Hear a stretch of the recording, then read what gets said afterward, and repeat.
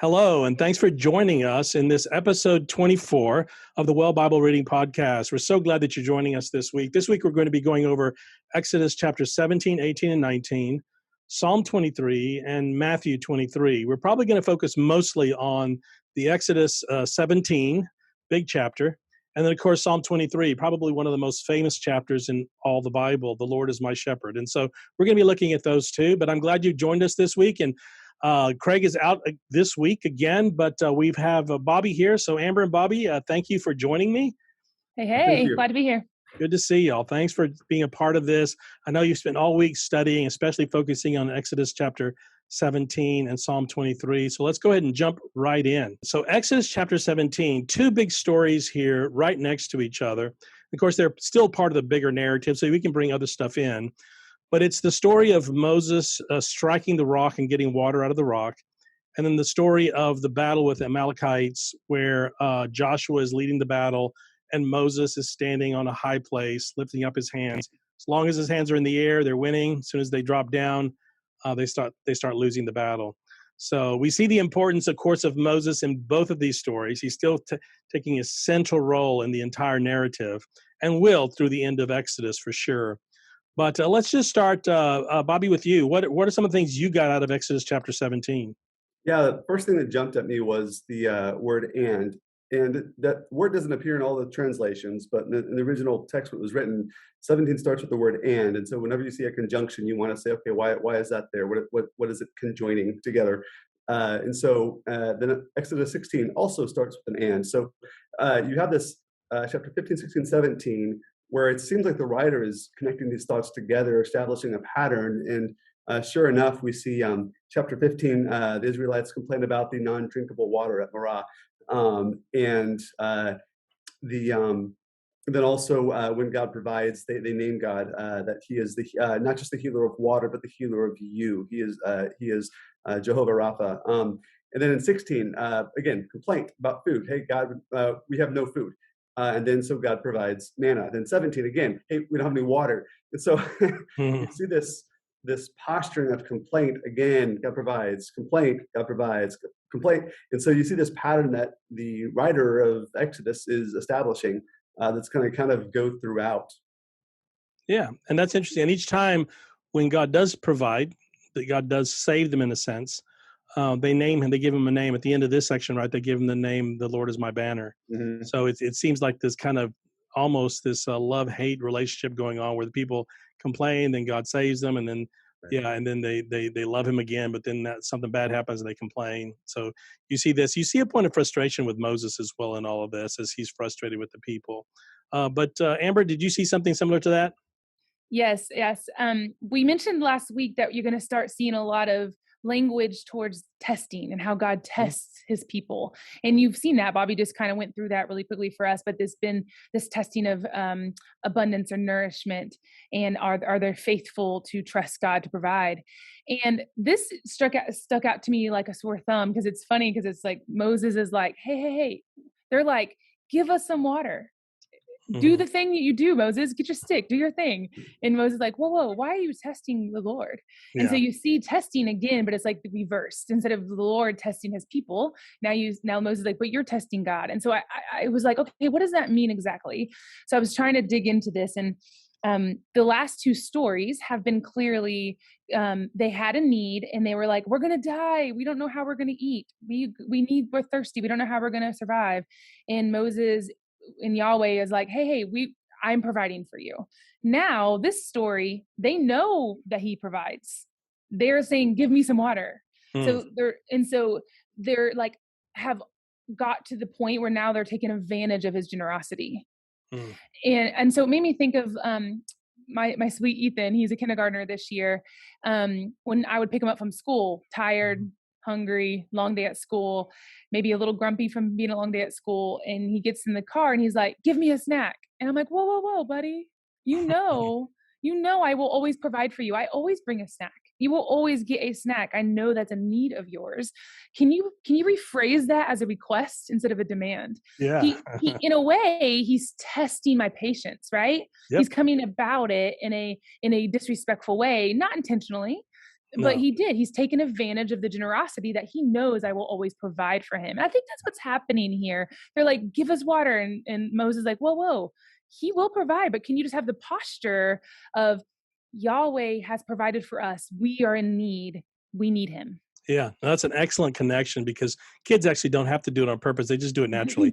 They Yeah. test our patience just naturally. It's not like they're doing it strategically or anything. That's just Right. who we are as we grow and so forth. And this also very interesting your insight into the sense of entitlement. That this at this stage it seems almost an entitlement. And what I want you to see, guys, going through this part of the scripture, especially, we're entering now into the wilderness wandering years, and they're going to be in there for 40 years. And one Jewish scholar talked about how it took 10 plagues to get the Hebrew people out of Egypt, and then it took 40 years to get Egypt out of the people. That they had Egypt inside of them. They were still kind of clamoring for Egypt, for the good old days back in Egypt.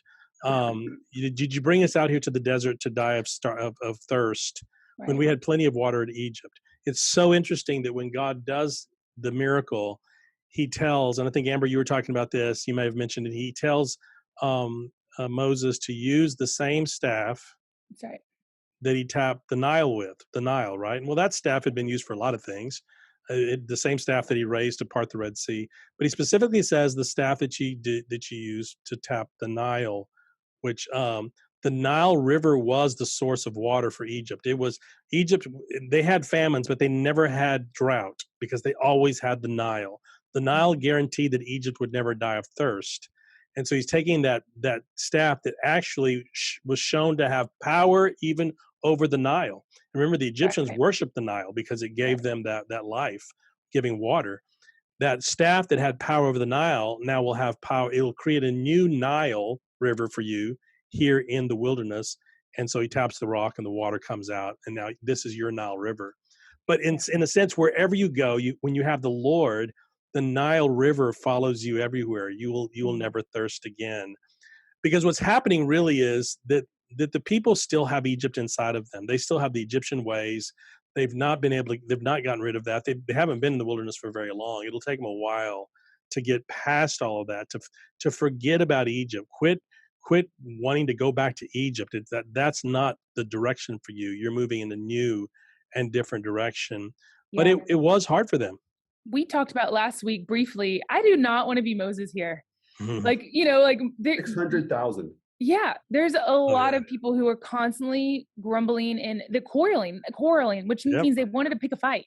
Yeah. They wanted to pick a fight. Was And was last week the Jethro, where Jethro tells them how to manage things better? I don't remember. Was that what that yes. was? Yeah. Yeah, he was No, overwhelmed. that's this week. That's this week. Last week. So you just see how overwhelmed he is, to your Yeah. point. You're right. Yeah, exactly.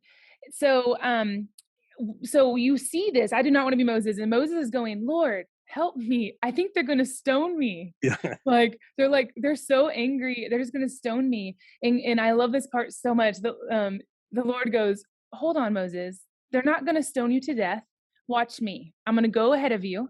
I'm going to go stand on that stone over there, and I'm going to bring life and save your life. And I Yeah. just love that imagery of the stone. Like, they're not going to stone you to Yeah. death. I am going to stand. First of all, I don't know how the presence of God stands. My mind, it was like a provocative moment when I'm trying to picture this moment. So when you read that this week, listeners, really think through, what does it mean for Yahweh, the presence of God, to stand in front of Moses? First of all, just take a moment because it's crazy. Yeah. But we don't know how that looks like. It doesn't tell us. All we know about the presence of God thus far in the story is that it looks like a cloud or a cloud of fire, right? That's what we know about the presence of God. But here it stands on a stone. It provides life. I just love it so much. I love that connection. I actually, frankly, had never seen that. And it's beautiful where because the Hebrew writers would use these play on words, and when you see one of these play on words, by the way, pay close attention, because there's something there where Moses is saying they're going to stone me, and God says, no, I'm going to stand on the stone so they can't stone you, right? The stone they were going to use to kill you, I'll be standing on it. They're not going to get it and kill you with it, right? Exactly. And not only that, he's going to draw life out of that rock. It's just an amazing moment for Moses.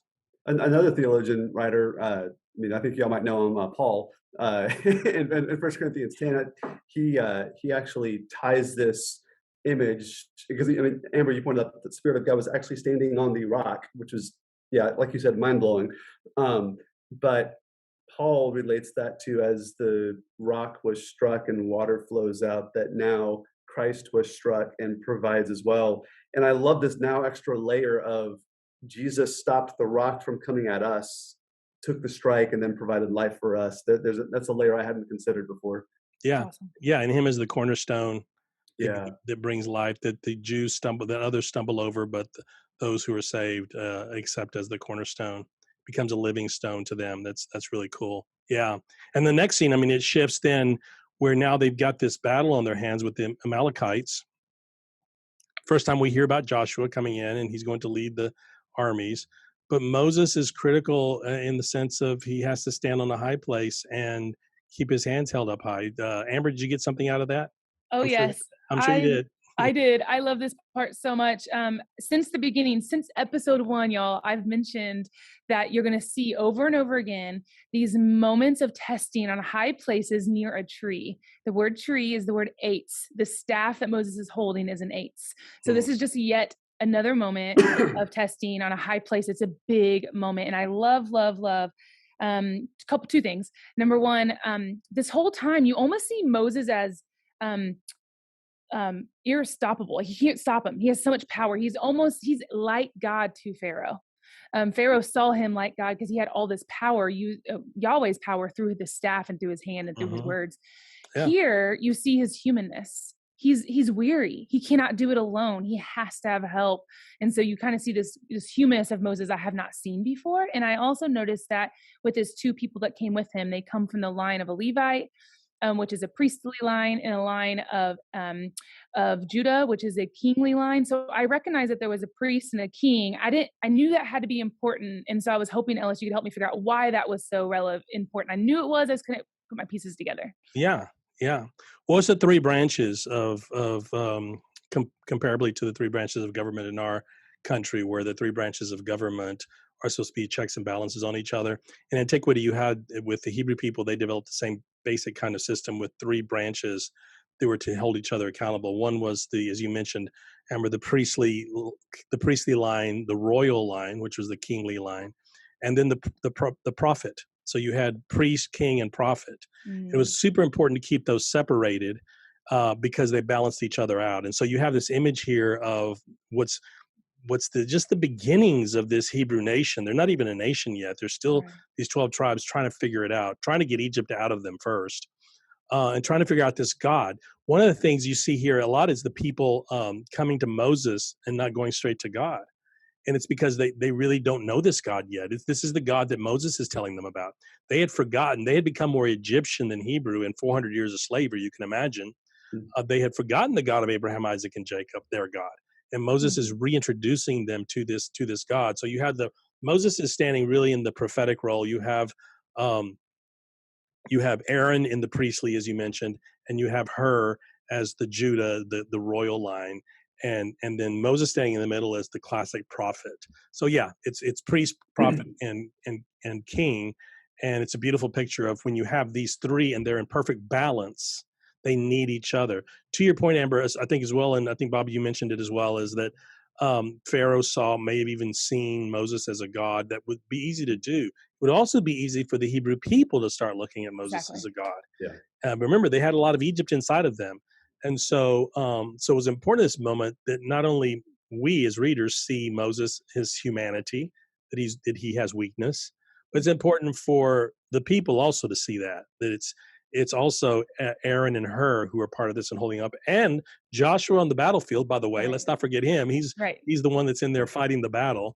So it takes all of them. And of course, we know that later Joshua is going to become a big player. He's going to become a big leader. But right now he's pretty young. Yeah, that's a great scene. I love it. There's kind of a pivot there between these 2 scenes, between the rock and the battle between with Amalek. And it's funny, the pivot, what positions the pivot is in verse 7. They named the place Masah Meribah because they asked, "Is the Lord among us or not?" And then the pivot, yes, he is, because you see him in battle. So before this pivot, you have this there's two memories. There's a failure and there's a success, and the commemoration of the failure was they named that place Massa and Meribah, or testing and quarreling, Mm-hmm. with the actual words. And then they commemorated their failure. Said, hey, we did this here. And sometimes it's important to remember that to grow from it. And I think in our own lives, Mm-hmm. journaling, writing stuff down, remembering things. But then also you have the success, which is at the end of the battle, you have the people saying, hey, the Lord is my banner, Jehovah Nissi, Mm-hmm. that he is a banner over us. You have Moses, on top, holding up this staff.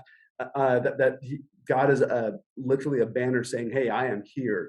And so you had that question answered: "Is the Lord among us or not?" Like, yes, He is. That banner there. Yeah. But that's also commemorated. In fact, God says, "Hey, write this down." It's the first time you see God telling Moses, "Hey, write this in your journal." But it is apparent that Moses is journaling these things, and there's these commemorations to remember our failures, to grow from them, and our successes to be encouraged by them. Yeah. No, that's an excellent point. And one of the beauties of the Bible is that it really does show the failures as well as the successes, and they're just as important. We learn as much from the failures as the successes. If anyone had reason to want to forget that episode with the water and the rock, it would be Moses. Later, we learn it's the reason he can't go into the promised land is Right. because apparently he didn't give God credit when he struck the rock, and he kind of took the credit on himself and didn't give the honor and glory to God. So he loses this privilege of going into the promised land because of that particular incident. Yet it's commemorated. It's in the record. Moses can't erase it. As much as he might want to erase it, he can't erase it. Mm-hmm. That's a super big important deal, I think. And for us to learn as much from our failures as we do from our successes, they're both super important. That's good. That's good. Well, anything you guys want to talk about before we move on to Psalm 23? I have one more thing. Yeah, go for it. I love connecting this Exodus to the Genesis story as much as I can. I will continue Mm-hmm. to do that. Yeah. Here you have it twice in this story with Amalek. You have it twice. One, most translations say when his arms were up, Israel prevailed, but it was really the word mighty, and it's the same word in the Noah story with the mighty waters. It's the same imagery of this mighty waters coming up into battle with his creation, with his people. And then also, which is really, really fascinating, same word used. And then also a little bit later, right in the same section that Bobby, you mentioned about him writing in the book, it says, write this in your book and recite it to Joshua. I will utterly blot out the memory of Amalek. The blotting out is the same words used over and over again in the entire Noah story when he's going to blot out all life except for who's in the ark. And so you see here, he's going to blot them out. So it's just God's people are still riding this ark over and over again, and protecting them. And God is still saving them and setting them apart. I mean, it's really kind of a setting them apart from all those around them. They're entering into this kind of nomadic lifestyle that they'll be in for 40 years. They'll have other battles, but this is the first one. This is the first big one, and it's really kind of gives them a boost of confidence that they win this first battle that Joshua leads them, because these were tribal warfares. You have to understand they were nomadic peoples, and they would always kind of get in each other's way.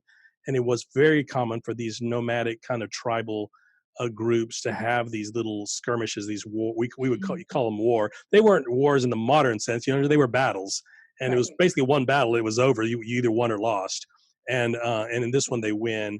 Big deal, big deal for them as they move forward into the wilderness wandering years, and we're going to keep following them as we go through our Well Bible Reading Journal. So let's move now then to Psalm 23, and Psalm 23, of course, one of the most famous chapters in the Bible. It's read at most every funeral I've ever been to. But honestly, these words have meant more to more people in difficult times than maybe any other words ever penned.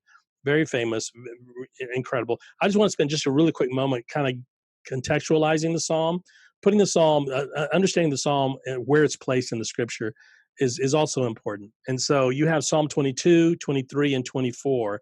And these three psalms together give you this well-rounded picture of who God is, of Yahweh for the Hebrew mind. So Psalm 22 is the famous psalm that begins, my God, why hast thou forsaken me? It's the psalm that describes the crucifixion. So here in Psalm 22, what we have is God the Savior. We have a God who comes to save us. Then Psalm 23, the Lord is my shepherd. We have God our shepherd.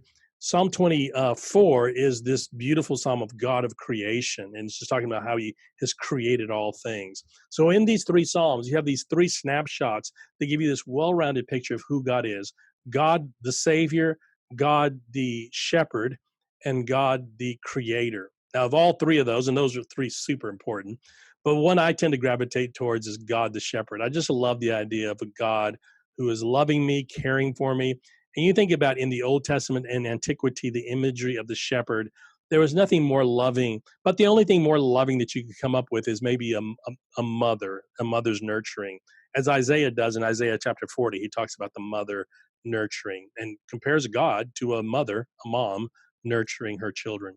So this is a great picture in Psalm 23 of God the shepherd, the nurturer, the one who cares and loves. So let's talk about it. Bobby, we'll start with you, man. What's some of the things that popped out at you from the Psalm?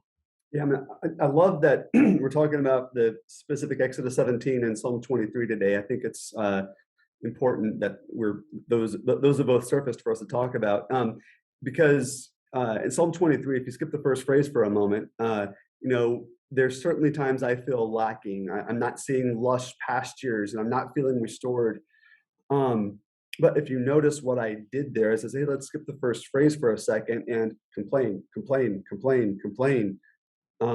It's what Israel we saw do in Exodus 17. Grumble, grumble, coil. Yes, yes. And I think it's because what I just did, we skipped the first phrase. The Lord is my shepherd. If I'm not posturing myself that way, of course I'm not gonna feel restored, or I'm gonna be lacking. Of course those things are gonna happen because I'm not posturing myself in a way where I can be led. I'm letting my own culture be my shepherd. The way I do things is what I see on Instagram, Snapchat, Facebook, you name it. The news, the people around me. What is my shepherd? What am I trusting to give me peace? What am I trusting to sustain me? And if I skip that first phrase, the rest of it, I might as well say goodbye to. So that's where I first started in Psalm 23. It's good. I like that. Amber? Yeah. I also thought it was amazing that we had a connection between Exodus 17 and Psalms 23 as well, which was really neat because we did not talk about this.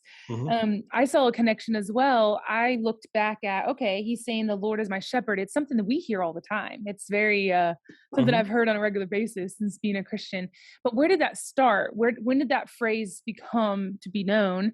And so I looked back, and it's the very first time that is mentioned is actually in Jacob in Exodus 49.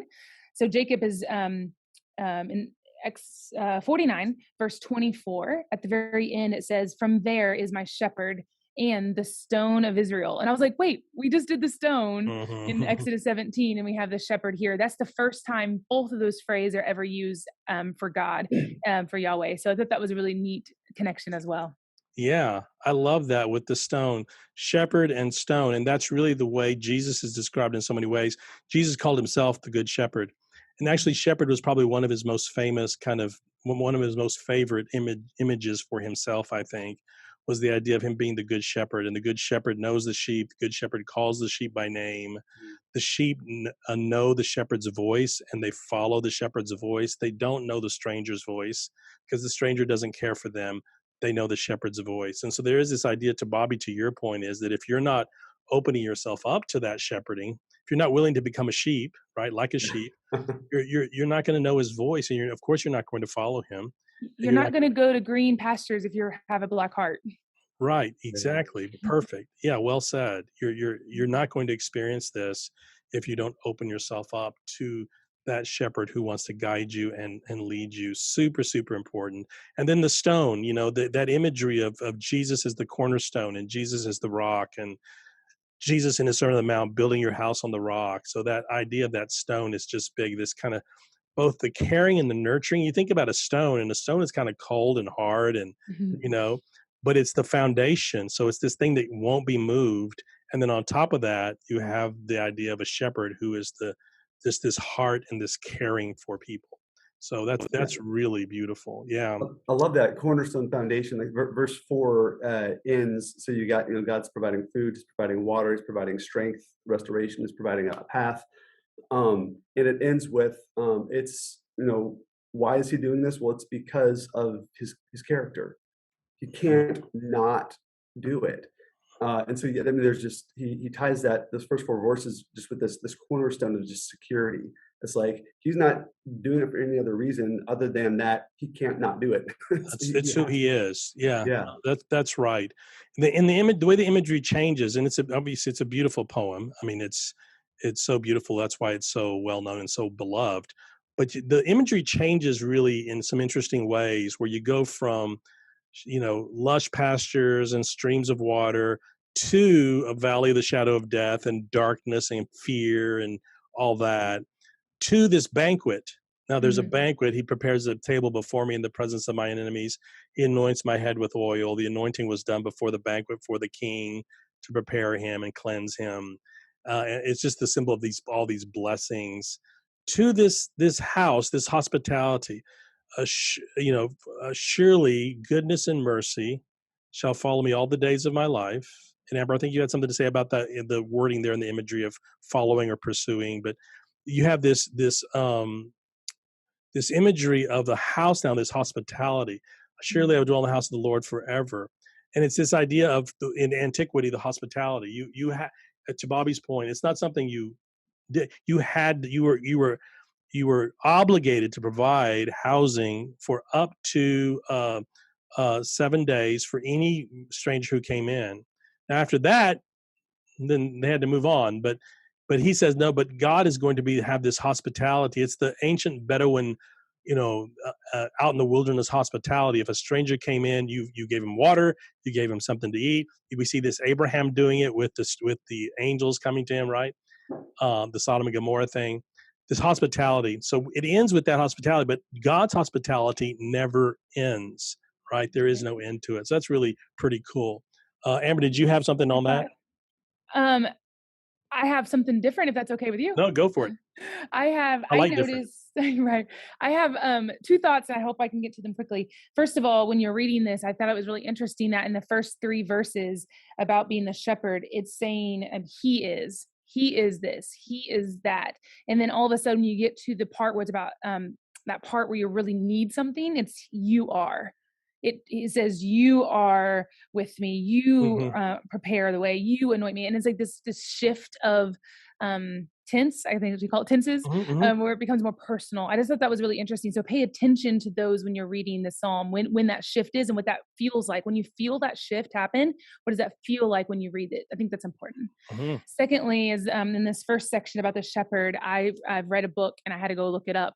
There's a book by Philip Keller, and it's called A Shepherd's Look at Psalms 23. And so he actually interviews this person who is actually a shepherd. That's his career. And so he had him look at Psalms 23 and kind of go through a shepherd's mindset. And it has, I'm going to do a little quote from this book, which is really Good. interesting. Great book, by the way. It's a Great great book. book. Look it Yeah. up, y'all. It's great. It says, sheep do not lie down easily. When they're not willing, for four reasons have to be met because they're very timid. So four things have to be met for them to want to lay down in green pastures. It says they cannot be afraid because they are social animals. They will not lay down if there's any friction among the sheep. They cannot have any friction. If there's flies or pesticides bothering them, they will not lay down. They cannot be interrupted with the flies or any kind of insects, kind of thing. It says also they can't be anxious about being hungry or finding food. So that's why there's water around and there's things around in this psalm. And it's almost as if you have to see the shepherd has to deal with four things. He has to deal with fear, friction, flies, and famine. And all four of those have to be met before the sheep will lay down. And you see all four of those being met in the beginning part of Psalms 23. Yeah. Green pastures is their food. Yeah. Beautiful water. Waters Mhm. are there. It's all there. Yep. Peaceful. Yep. The enemy is held at bay. That's Yeah, right. that's excellent. That's a beautiful picture. At the very end, where he's saying, surely goodness and mercy shall follow me all the days of my life. There's this idea of being pursued, isn't it, by God? And that's Bobby. Did you get something like that? Yeah, the 2 points of irony in that kind of that phrase, that the word for pursue would have normally been for chasing down an enemy, but it's this, and Pastor Ellis, it's a word you pulled out to me, preaching years ago. It's this, hesed, loyal love, the goodness and faithfulness. We see this all through Scripture, this loyal love, this faithfulness, and that is the thing that's pursuing you, not someone to take, not an enemy to take you down, but to for the loyal love, the faithfulness is pursuing you and chasing you. When you make God your shepherd, when you posture yourself with Jesus, with God as shepherd. And then another point of irony was the uh, um, the, uh, the tabernacle that David said, "I will live in the Lord's house forever." Well, the Lord's house was tabernacle, sanctuary, and King David, having kingly duties, could not stay in the tabernacle forever, right? He had to leave Mhm. and lead people and make decisions and stuff. So it's kind of ironic how back then the tabernacle was a specific physical place.